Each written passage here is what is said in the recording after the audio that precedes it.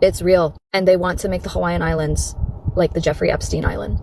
And that's why I'm speaking out about it, because it needs to be talked about. This needs to get blown up, like, now. That sometimes you just want to simplify it into, they started this fire. They started it with a laser from space. And whether it's true or not, it not only feels true, in terms of its results, it is kind of true. There is a conspiracy to keep you poor and to benefit rich elites. But it's everywhere. It's almost like water to a fish. It's not a conspiracy. It's just the environment you live in. You live in corruption. Every time there's a disaster or fire, you bet it's going to benefit elites. You bet the poorest people are going to suffer more. Every time there's a pandemic, you bet they're going to control you more, and rich interests are going to benefit from it. We might not find a smoking gun or a beaming laser, but you can be sure that BlackRock and the world's most powerful individuals will benefit down the line from this disaster. The trouble is, by then, me and you, unless we're very, very careful, will be focusing on the conspiracy theory or the tragedy of 2024 or 2025. So for now, let's focus on those that are truly suffering, the people of Hawaii who have lost their lives and who have lost their homes. But let's not get so caught up in grief that we forget how these disasters are exploited by the powerful that benefit from a system that seems to be advantaged every time there's a disaster for ordinary people. Do you agree with Russell? Because I sure do. Hello everyone, and welcome back to Empathic Times. As I have been continuing my research into the Maui fires, I've come across some startling information that I feel is important to share. This video will be focusing on the over 2,000 children of Maui that are missing and unaccounted for, according to the Hawaii Board of Education. In order to understand what's happening, whether or not this is true, and what the bigger picture of all of this is, we have to understand how this all started. I want to also state that all of this is just my opinion, and I leave it to you to decide. If you feel like diving right into the deep end, go ahead and skip to this timestamp where the details of the missing children begins. But before we get to that, I want to first share some updates from Maui locals that I don't think have been heard enough on mainstream media. This is some heart-wrenching stuff, so I suggest you grab a Kleenex. The United States government are criminals for the way they're handling the Maui fire situation right now, and for their neglect of the Hawaiian people, their US citizens, and everybody needs to know about this. This is one of the deadliest, if not potentially the deadliest fires in US history, and there is next to zero federal response. In 2022, the United States spent $766 billion building the strongest military in the world to protect our people, and we have one of the largest military bases in the United States at Pearl Harbor, not even 100 miles away. Where are the military personnel bringing the boats with supplies, helping people, medical supplies, medical care that people desperately need, cleaning up all the toxic debris, handing out masks, gloves for people so that they don't get poisoned after the fire? None of that is happening. It's the Hawaiian people that are having to step up and create shelters and give people housing and get supplies, purchasing supplies and bringing it out on boats. The Department of Health is making it more difficult for us. They're blocking flights that are trying to ship insulin out there from Kailua Kona because they never approved it. And then Governor Josh Green has the nerve to come out and say global warming played a major part in this. No. It's the government that played a major part in this, the incompetence of the government. Bro, we've been saying for years, Lahaina is at risk, Maui is at risk. We have wildfires every single year over there, and there are studies. Go read the Honolulu Civil Beat article they posted a couple days ago. Bro, University of Hawaii has a study from back in 2020 that connected wildfires in 2018 to the winds brought by Hurricane Lane. Exactly what happened this time with Hurricane Dora, and the government did nothing to address our concerns because it costed too much money. Fucked. There's over 1,300 people without a roof over their head right now. Oh, we are well aware. Why do you think we're so angry? The governor is an idiot. We all know that the politicians have like their own agenda. I don't know what their agenda is because I'm not a part of politics like that, but we do know as a collective, the people of Hawaii know that the government in general is not on our side. And they haven't been ever since they took over. I don't know if people from the mainland like learn about that in history, but the United States illegally occupied us. So we're angry. And our government doesn't help us. The people that are in charge doesn't help us. And that's something that we've had to live with for decades. The people of Maui and all of Hawaii have every right to be outraged, furious, and frankly done with the US government.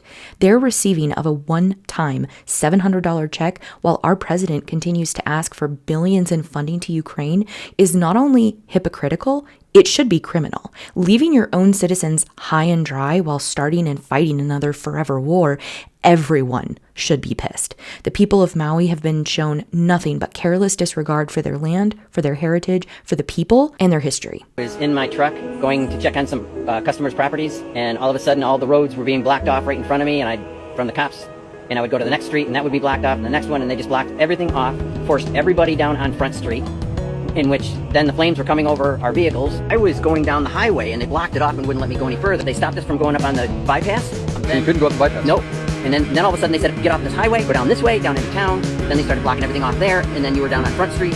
You got corralled onto Front Street. Yeah, couldn't go anywhere. They just said, go north, go north, go north. And we're all in a line trying to get to the end of Front Street to go north, like they told us to, not knowing that the police blocked off the end of Front Street so nobody could move. And then everybody panicked. Everybody went up on the sidewalks and through yards, took out the other lane. And then all of a sudden nobody could move anywhere. The cops were moving around one exit, so I ended up getting up on the highway, even though they tried to direct me another way, and then I hightailed it to home. All right, you guys, this is the POS that ordered his men to block off all the streets that were being used to evacuate the fire by the locals in Lahaina, and then have his men corral everybody to Front Street and then blocked off Front Street. When locals were demanding to be let through, he gave the orders not to let them through. This guy needs to be investigated along with the governor and the mayor and frankly the chief, the fire chief of Maui. This dude is not a loco. He's been there, I believe, for about 2 years. He's talking about his family and friends as if they're his family and friends, and talking about Pono this and Pono that. This POS, this is who we need to be investigating along with the others. The state is supposed to represent the community, yet everything to do with the state has been bad. Everything to do with the community has been awesome. Okay, so day one, fire, no sirens. Fault of the state. Fast forward, no goods coming into Lahaina. Obviously, we need to get it. Roads are closed to everybody. By boat, by plane, following in convoys. People had to break the rules to get into Lahaina to bring the much needed goods for the people. Okay, the state again. And we had to break the rules to get our goods into us. What would we have even had if we didn't? We would have nothing. There's what, 2, maybe 3 distribution centers in all of Lahaina that are set up by the state and county. We would be starving. People would be parched. People wouldn't even have clothes. Everything community-based. Good. Open the roads back up. Open floodgates to the tourists and everybody just hours after community members were allowed back in. Ended in chaos. Bad. State. Again. Placard system. Ended in chaos. Unorganized. Police want the where they were giving it out in Napili. People were lined up for miles. Thousands of people. 1 police officer to direct traffic. Traffic on both sides of the road. People parked on the side of the road, walking across. Chaos. Opportunity for danger. All of it was dangerous. Opportunity for people to get hurt. Maybe 6 or 7 people to distribute the placards to the people. Ended in chaos. Again, the state. Now we're about to open everything back up. I don't understand why we're so eager to do this. You know how you can tell when it's a coordinated event?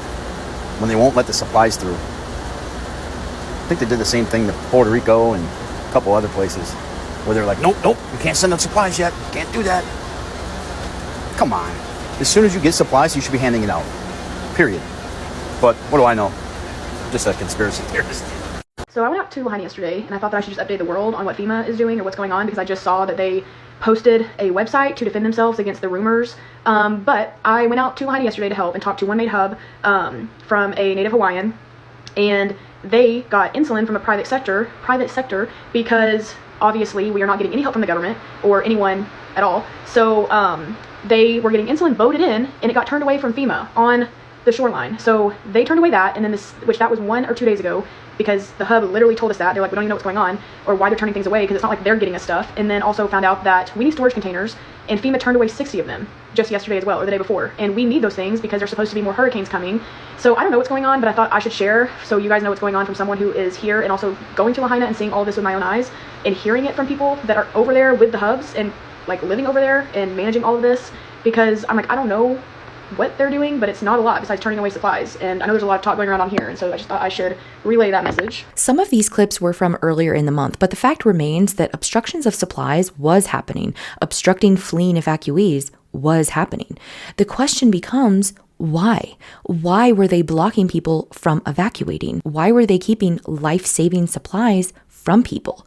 Just because it's not going through the official channels of FEMA, FEMA is supposed to be an emergency response entity, not a do it our way or you don't get anything entity, or at least it shouldn't be. Then there's the whole media aspect of this. I don't feel like the media is really stressing what a dire situation this really is and how many people have actually lost their lives. And there are thousands of people who are missing in Lahaina. These are our grandparents, these are our family members, and we are a super close-knit and tight community. What affects one of us affects us all very deeply. And I know that there are children and there are babies that are losing their lives. There are family members that have lost their lives already, and it's so scary that these people are still missing and these families have no idea where they are. I just want you guys to try to put yourself in our shoes. I know this is not happening to you, but these are children and babies and our family whose lives are being lost right now. This narrative that the media is lying about the reality of the Lahaina fire is incredibly frustrating for me because I am the media. I am the editor of Maui Times, and I have tried relentlessly to get direct information from the County of Maui as well as the Maui Police Department.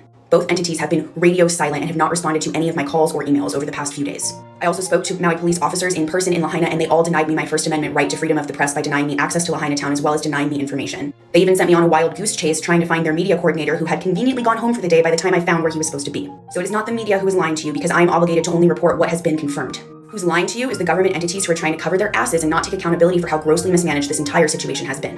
Maybe if we make this go viral, I'll actually get a response from them. Hats off to her for saying this. It's not easy to stand up to the government administration that is so blatantly denying you your First Amendment rights. And I have been one of the people saying that the media should be doing better, but not to someone like her that's in the local news and fighting and standing up for what's right. It's the mainstream media that is lying to us, that is not doing their job as prominent established media, pushing back against the government narratives. If more mainstream media outlets were to be asking the tough questions, to be looking into the odd and at times disturbingly weird behavior, then the government might actually change their tact. But because mainstream media is so captured and so not willing and able to push back, we will most likely never get answers. It gets even weirder. One independent reporter who also disclosed the actual information and severity of the toxic train derailment in Palestine, Ohio, who is now reporting on the Maui fires, has been getting harassed and stalked following his questioning and reporting on the missing children of Maui. People's minds here. Hey, what's up, Nick? I've been trying to reach you. Been reaching out to you on X. You're supposed to be meeting with people here. What victims have you got? Okay, yeah. So this is. So you're seeing this live right now. People actually tracked me down. And you're staying in a tent. You said you were coming and staying in a tent, Nick. You're taking up resources. I'm not taking up any resources here. And even weirder. We were asked by Maui County officials to pause on posting on social media and elsewhere new imagery of damaged disaster debris starting now. So you people don't want anyone to know what's going on over there right now. As if it couldn't get any more shady. See why people think there is more going on here? FEMA being directed to not take and post pictures of the aftermath? What does that sound like? That sounds a lot like obstruction, corruption, censorship, and give us a chance to cover our asses in the colossal screw up that is our administration. This is why people are not believing the narrative, not believing the official numbers of the official story. And this is why the media, mainstream media, needs to step up and do their goddamn jobs, because it's not just news media that is getting suppressed. It also seems that allegedly the social media conglomerates are also suppressing information coming out of and about Maui. The people of Maui deserve to be heard. Their plight deserves to be covered. And it's such a shame that the mainstream media and social media complex is doing the bidding of the government. Allegedly. As a Hawaii native, as somebody born and raised on the island of Maui, as somebody who has family and friends and community over there, please keep talking about it. Please keep talking about it. Share videos, comment on posts, like videos. Even if it feels icky liking them, it helps the algorithm. Push this message, push their messages out. Make sure the world knows what is happening, what is really going on, because I can promise you guys this, and of course I have to say allegedly so I don't get in trouble. You guys are not seeing the same news and social media posts as to what's actually going on there. I'm from Maui, that is my home, and I am not even seeing my friends and family members post about this that are sharing videos, and I'm getting all kinds of conflicting information, but I can tell you that the one that's coming from the media, allegedly, and I'm not talking about Maui News or Maui Times or Maui News Now or anything like that, because they are being blocked too, but the ones that are coming from the media over here are absolutely trash. It is not true, and they're painting a different picture, and they're trying to create division, and they're going to put the blame on the power company or on the firefighters or the first responders. They're following orders. My son's father and his family and friends and aunties, uncles, all of them were trying to, they were part of a convoy and they were trying to get out there and they were turned away. They told that there's too much supplies or whatever. There's three possible reasons for too much supplies. One is definitely not because they don't need it. It's because the supplies is not being distributed, now meaning. So it's kind of just building up. The other reason it could possibly be is because there's not enough survivors for the supplies. The third reason is they're being lied to. This is what's going to happen. Allegedly, this is what's going to happen. They're going to either stop or slow down shipments of supplies back over there. So restocking stores is going to take longer, or it's going to not happen, or it's going to happen in these small little shipments. It's going to become a scarcity thing. They are going to say that for whatever reason, shipments can't get out there and restock stores. And then when it comes time to rebuild, they're going to price the shit out of everything. They are going to raise the prices and make it darn near impossible for people to rebuild. Realtors are going to be out there trying to buy up the land and sell it to corporations or the tourist industry or, one percenters that are trying to go over there and buy up the land. And all this dies down and it's quiet. They're going to steal their land. They're going to have no other choice but to sell. They want it to take long. They want people to forget. They want people not to be able to afford to rebuild. No. You're not stealing their land and making it state land. You're not going to make it a memorial or claim to make it a memorial so you can do what you want with it. This is the people of Hawaii's land. This is the native Hawaiians' land. You don't get to take it. You don't get say over what happens to it after it is their family members and friends and loved ones that are laying there that have passed away and haven't been found. You don't get to say what happens to that ground. I'm begging you guys, just keep spreading awareness. Keep reposting the same videos. Even if you get 0 views, 0 likes, anything, just keep spreading the same videos. Keep spreading the information. Make sure the world knows. Get loud, obnoxiously loud about it. And I understand that people go on with their life, and I understand that people are suffering and all that kind of stuff. But if we actually came together, if we started right here, right now on this current event and all the other current events, if we started right now and said, no, enough is enough, they would be forced to listen to us. And I'm not insinuating a riot or suggesting an uprising or anything like that. I'm simply saying to use your voice. Amen, sister. My heart breaks watching and hearing this. You can see and hear the sadness and frustration, the anger and desperation that she is feeling. So, sister, we will continue to speak up and do the very best we can to not let this go into some faraway, distant, no one is talking about it darkness. We got you. So let's take all of this in. People were obstructed from moving when trying to evacuate. As discussed in previous videos, water was turned off even when requested. There were no sirens. Children were sent home from school while their parents were at work. FEMA is being directed to not take or post pictures of the aftermath and has been obstructing the movement of supplies, including life-saving medications like insulin. What is the motive for doing that? Who would benefit from the people of Hawaii being so overburdened and exhausted from having to take care of all of this aftermath on their own? While the land grab scenario continues to be the most prominent theory with a lot of evidence to support it, the question that brought you to this video is the missing children of Maui. That question has been asked since the beginning of this travesty. I don't know. Yes, you do. How many children are missing? You know. I knew the answer to that. I'd be happy to answer that. You have no estimate as to how many children are missing? I guess we can end this right now if you guys want. Sorry, this is one of the biggest questions that the people of Lahaina have. It always takes 1 or 2 to ruin it for everybody. Well, we can say that about you. You ruined it for everybody. You're the media. You can say whatever you want. You're a disaster. All right, okay. You've been the worst mayor we could possibly imagine. You won't even wait. Respect what? This is the most dismal response we've ever had. You won't wait for your turn. You want to shout over these guys who are legitimate. Why don't you give them the real answers then? Give them the real answers. That's not his question. Let him Yeah. You can go. Yeah. Oh, sorry. The place that I have seen the most discussion on the missing children of Maui is TikTok, and even there it's getting suppressed. The mayor was asked about these missing children in the days following the catastrophe. We finally got this official response from the mayor a few days ago. Aloha. Today is the first of many daily reports where I will provide updates on the number of missing persons. Early and throughout the duration of the disaster, friends and family have been providing the American Red Cross, the FBI Honolulu, the Maui Police Department, and the Emergency Management Agency names of the unaccounted individuals relating to the Lahaina wildfires.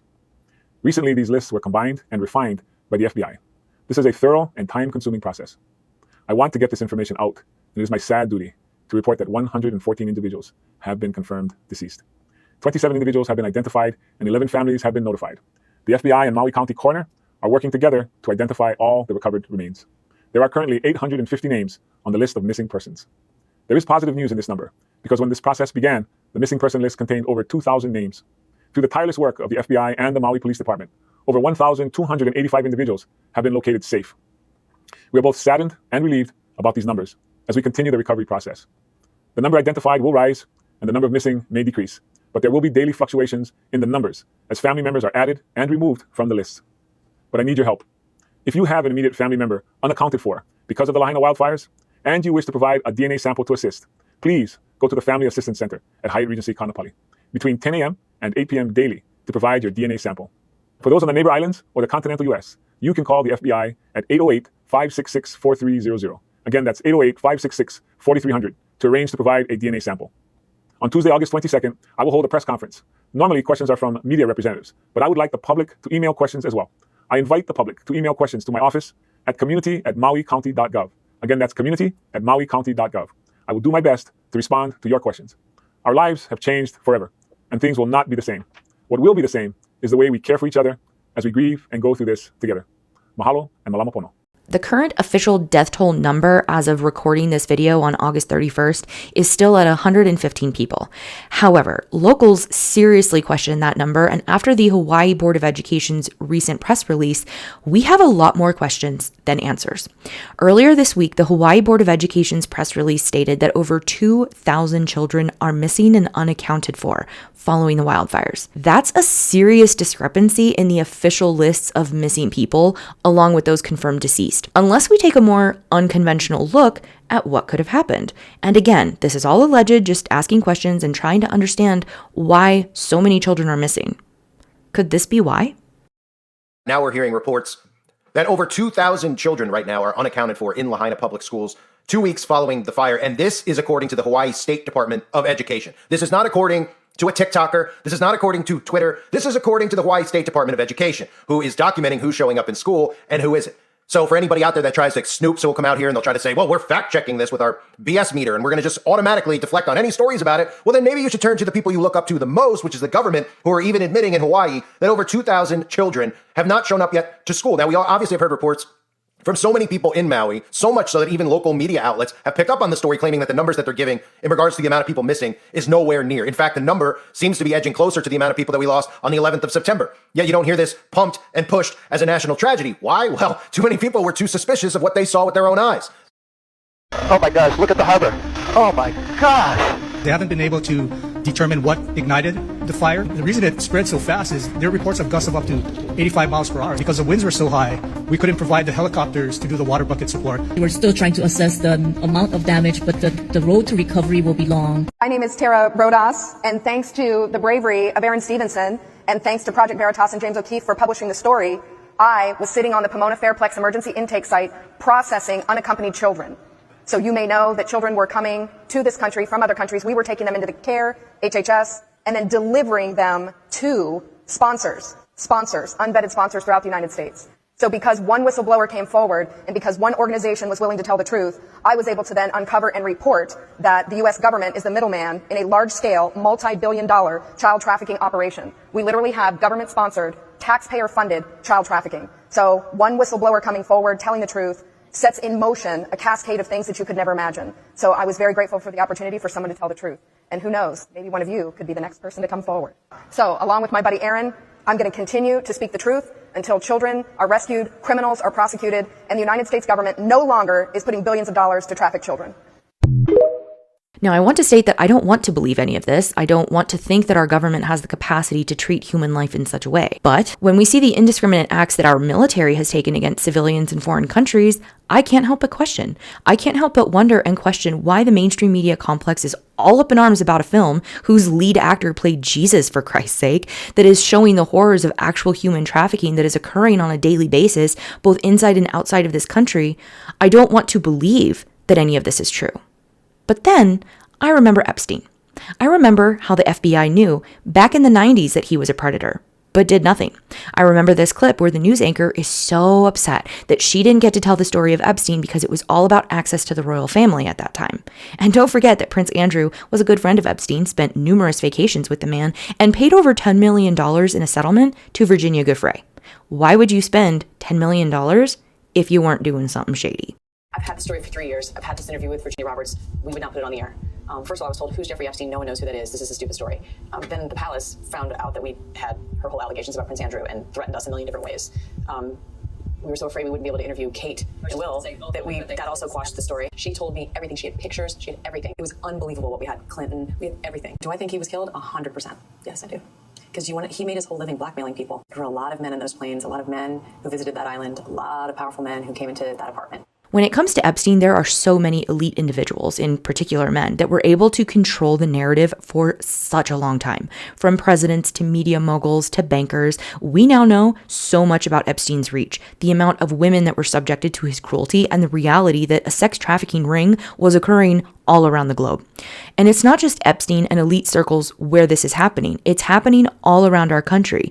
Busts have been going on for years, finding missing children, missing adults, and seeing in some cases connections to law enforcement personnel being caught up in these busts. So if it's happening everywhere, is it possible that it's happening in Hawaii? One woman's testimony says yes. It's because, yeah, it does make sense that they would try to turn the Hawaiian Islands into a Jeffrey Epstein island. I'm going to share the story of what I went through with a girlfriend on Kauai when I was living on the island of Kauai in Hawaii. I worked as a server, cook, server, cashier. I was like multiple things at this job. At the Moloa Sunrise juice bar in Moloa, Kauai, which is near Anahola. The boss who hired me there, who owns that restaurant, the juice bar, is Jeff. Can't think of his last name right now, but I bet I could find it. Anyway, he owns Moloa Sunrise Juice Bar, and Jeff is actually a part of a human trafficking, sex trafficking ring on the island of Kauai. Mark Zuckerberg is also a part of the same human trafficking, sex trafficking ring on Kauai, currently happening right now. Now, when I worked at the juice bar with my girlfriend, she was the manager at the time. I won't put her name on here because I know her story is very sensitive, so I'm just going to share what happened to her and exclude her name for her protection. She told me when I got hired on the job to watch out for Jeff. And she said, why? She said, if he ever asks you to come to his house for a paid massage, don't do it. She said, whatever you do not do it. It's not worth it. She's like, I would know.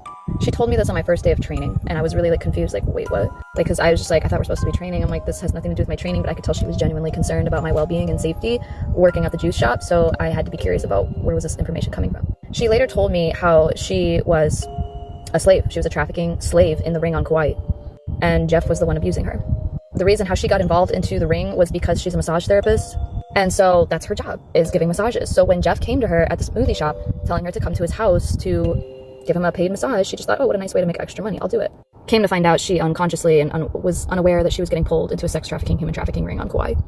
Jeff was only hiring young girls at the smoothie shop, and that's why I got hired, because I was young, single, pretty female. All the girls that were there were young, single, pretty females, whether in high school, college age, whatever, very young. Jeff would even tell us, oh, wear whatever you want. You can wear booty shorts, you can wear shorts, you can wear tank top, you can wear whatever you want here. He would literally say that. You can wear tank top, you can wear shorts, even if they're super short, it's okay. Wear what you want. He was encouraging for us to show off our ass, our boobs. Something very inappropriate to tell your employees at a juice bar.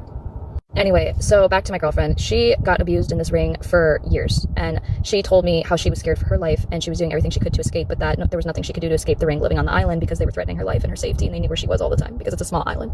So all she could do was try to protect the girls at my job and anybody else who was affiliated with Jeff, to try to keep all these women and young people and children away from him. It got so bad, her being a slave on this human trafficking ring on Kauai, that she fled the island to set herself free and start a new life. But that was the only way. That was the only way for her to be set free of it all, was to leave the island, because they were trafficking her and threatening her life.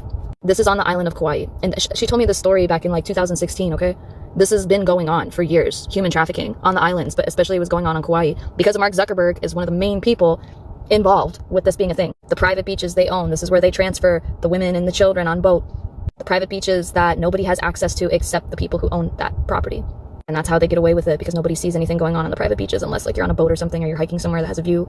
But yeah, this is why I wanted to bring up my point about Maui and Lahaina, because I know Mark Zuckerberg and Oprah have something to do with all these human trafficking rings going on the Hawaiian Islands. Kauai was the first one I knew of, but now Maui. I can't even tell you how many locals on Kauai back when I used to hitchhike, because hitchhiking was a thing, on the island, and during that time too.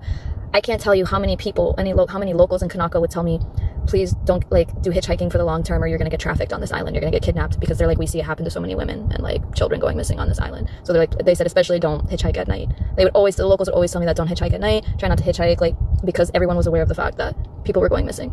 Now again, I don't want to believe any of this, but I can't help but see the connection. The mainstream media has been very selective in their coverage of Maui, and this is the same mainstream media that's been working really hard to make the Sound of Freedom film a QAnon far right-wing conspiracy theory, even when there is evidence that human trafficking exists, busts are occurring at alarming rates, and then it comes to the question of why. Why are they trying so hard to deny or downplay something that is really happening? When we think about Epstein, we know that they were trying so hard to keep it out of the public sphere because so many people were involved with Epstein. Then the question becomes, is this why they are framing Sound of Freedom the way they are? Are they trying to protect people? I can't help but see so many similarities. This is the same media that hid Epstein for over 20 years. So why should we believe them? Why should we believe a government that sacrifices its own citizens for the elite and looks the other way? Why should we believe a government where presidents from both sides had connections to Epstein and gave him a sweetheart deal? When you have over 2,000 missing children from an island, people are going to, understandably, try to figure out what the hell is going on. These are questions that should be asked and get answers for. How can over 2,000 children just be missing? When taking that broad step back and looking at all the different pieces, I can't help but agree with the people of Hawaii that question this, that see this as an op, as a way to demoralize those that have survived and put them in such a destitute place that makes it easy to intimidate and get people to sign away their land. This is what colonization looks like in our modern day. Destroy as much of the people, the way of life, the culture, the history, take the land, take the children, make the locals work for tourists that don't give a crap about the culture or people, or have any real understanding of the history of Hawaii, all in the name of capitalism, all in the name of elite powers that are able to thrive because of our corrupt government, our corrupt leaders, and incapacitated political movements that get subverted and manipulated into something barely resembling their initial goals so that people lose their stamina and drive to continue. While I want to be wrong about all of this, I don't think I am. What do you think? Well, thank you so much for watching. If you liked this video, please hit that thumbs up and subscribe button, as I talk about a lot of stuff that the algorithm does not like. I have links to all of the articles down in the description box below, as well as where you can help to donate to the people of Hawaii. Thank you so much for watching again. Stay safe, take care, and be kind to each other. I have a big announcement for you all right now. Please share this message. USPS, FedEx, and UPS is now delivering here to West Maui, to homes that, are still standing where people are still living in. USPS is going to be the slowest. They're the most delayed right now. FedEx and UPS are almost caught up with deliveries. So if you want to send packages to your loved ones who need supplies, maybe you haven't heard from them in a minute, but they are, they're accounted for. You can start sending supplies their way. If you have any loved ones with a physical address here in West Maui, UPS and FedEx are going to be the ones you're going to want to use for shipping. So please share this message. I'll also have an address that's going to be on my Instagram stories and an Amazon wish list with the most necessary things that we need ASAP here in Lahaina. Mahalo. Aloha no. On behalf of all of us here on Maui, the Mokopuni o Maui, we mahalo. We mahalo each and every one of you that are providing us with all these blessings, with mea'ai and mea inu, clothing, blankets, and pillows. We mahalo you plenty, plenty, plenty from our na'o. But a lot of our stuff is for our people, the kanaka mauli, who no more car, who no more gas for the car, that can get to the distro sites. A ole pono.